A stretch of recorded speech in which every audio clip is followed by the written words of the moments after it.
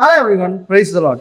இந்த விசுவாச பயணம் என்ற தொடரின் மூலமாக உங்களை சந்திப்பதில் பெரும் மகிழ்ச்சி கொள்கிறேன். இந்த கிறிஸ்துமஸ் காலகட்டத்தில் நம்ம நிறைய பேருடைய வாழ்க்கையை குறித்து தியானிப்போம். நம்ம மரியாளுடைய வாழ்க்கையை குறித்து தியானிப்போம், யோசேப்புடைய வாழ்க்கையை குறித்து தியானிப்போம், சாஸ்திரிகளுடைய வாழ்க்கையை குறித்து தியானிப்போம், மேய்ப்பர்களுடைய வாழ்க்கையை குறித்து தியானிப்போம்.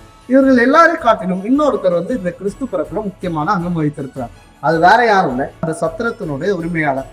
அந்த நாட்கள்ல குடிமதிப்பு எழுதுவதற்காக அநேகம் பேர் அவர்களுடைய சொந்த ஊர்களுக்கு கடந்து சென்றாங்கன்னு நம்ம பார்க்கணும்.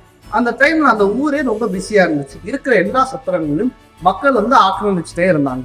அதே டைம்ல தான் இயேசு பிறப்பதற்கு ஒரு இடம் இல்லாம இருந்துச்சு. யோசேப்பும் மரியாளும் அந்த சத்திரத்தோட உரிமையாளர்கிட்ட கேட்கும்போது அவர் அந்த சத்திரத்துல இடம் இல்லைன்னு சொல்லிட்டு ஆட்டு தொழுவத்துல அவர்களுக்கு ஒரு இடத்த கொடுத்தாரு. நீங்க இந்த விஷயத்த நல்லா கவனிச்சு பாத்தீங்கன்னா, இயேசுதான் இந்த உலகத்தை மீட்க வந்த மேசியா. அவர் தான் அவருடைய பாவங்கள் எல்லாம் நீக்க போறாருன்னு அந்த சத்திரத்தோட உரிமையாளர் தெரிஞ்சிருந்தா அவர் அந்த மாட்டு தொழுவத்தை கொடுத்திருக்க மாட்டாரு. அவருடைய சத்திரத்துல நான் ஒரு இடத்தை உண்டு பண்றேன்னு சொல்லி ஒரு இடத்த கொடுத்திருக்காரு. நம்ம கிறிஸ்தவர்கள் நிறைய டைம் இப்படிதான் இருக்கும். நம்ம இயேசுதான் மேசியா, இயேசுதான் நம்ம மீட்க வந்தவர்னு நம்ம எல்லாரும் அறிந்திருக்கோம். நம்ம வேதாகமத்தை வாசிக்கிறோம். நம்ம எல்லாரும் நம்முடைய கிறிஸ்தவ விசுவாசத்துல ஆணித்தரமாக இருக்கிறோம் என்று நம்ம நம்புறோம். நம்ம அநேக நேரத்துல இயேசுக்கு எப்படிப்பட்ட இடத்தை கொடுக்குறோம்?